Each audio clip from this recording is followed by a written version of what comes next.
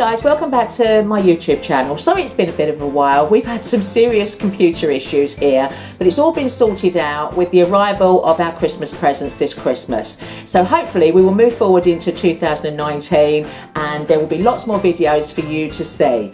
Now I thought what we'd do today is we would start with a new set of videos, but don't worry because the last one of the waterfall panel, which was last year, is due to go up as well. So we're going to start with some new ones and we're going to start with some block printing. And the reason we're going to start with some block printing is because I would really like to advertise the fact that I'm going to India in 2019 to Jaipur to do a block printing crafting holiday with Colouriciousholidays.com.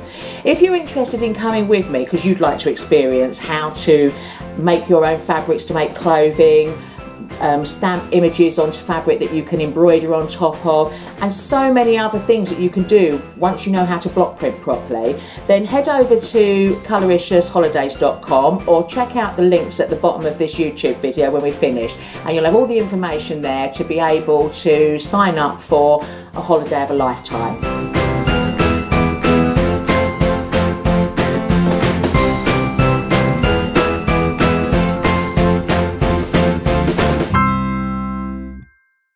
Right, now let's get going. So, block printing. Quite often people have these lovely block printed blocks and they're not quite sure how to get a really nice image down onto a piece of fabric.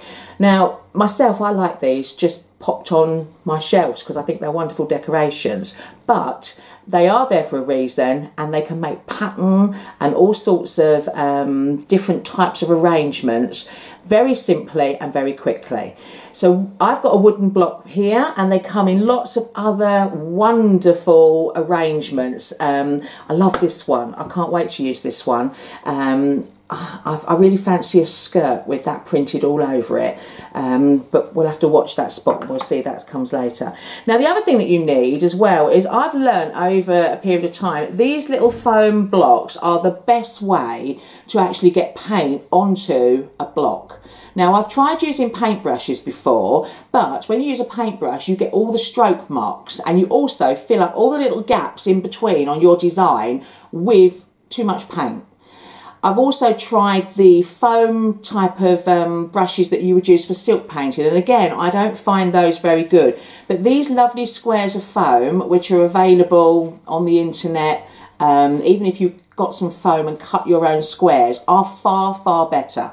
So here's our block and you can see it's new, and I tend to find that the first print that I take off of a new block is not always a good one. So take your sponge. I've got some paint which I've put out onto just a silver top here, and you need to load the sponge up with the paint. So dab the sponge in and load up so you've got a nice even layer across your sponge like that. Okay, then move that to one side, take your block and start to dab onto the block, and you can see that's going on there rather nicely. It's all nice and even and you're not getting all the paint filling up the inside of the design, and just keep dabbing until you've got a really good coat across there. Pop your sponge to one side, and under here you'll see I've got a rubber mat, so you need something that the wooden block has got a sort of a softness to sink into, and this is going to be my trial one. So put the block down, push your hands on top of the block and kind of rock from side to side and just sit there a couple of seconds and let the paint soak onto the fabric. Now hopefully when I lift the block, I get, actually that's a really good one for my first one. They don't always come out that well because it's almost like the block is porous and it sucks up more of the paint. So then go back to loading your brush, it's not a brush, load your sponge up a bit more and add another coating. And just spend the time, it's quite therapeutic dabbing around on top of this block. Make sure it's all loaded properly and we'll have a second attempt. So I'm going to, at the moment I'm not thinking about positioning, I'm just going to pop that down next to there so that you can see. So the block's gone down, give it a push with your palm of your hands and wobble your hands, rock them from side to side, and then just hold it there a little bit longer, let the paint soak onto the fabric and take the block away in a clean manner. See, that one's so much better, that second one. This one's still a little bit grainy. It didn't take the paint up in places, but that one's pretty much perfect. And that is a really lovely design. It's the first time I've used that. I really, really like that. That would make a lovely border. And then I could, being an embroiderer, I would get my gold work out and I would embellish this design with all my gold cords and my gold threads or even silver.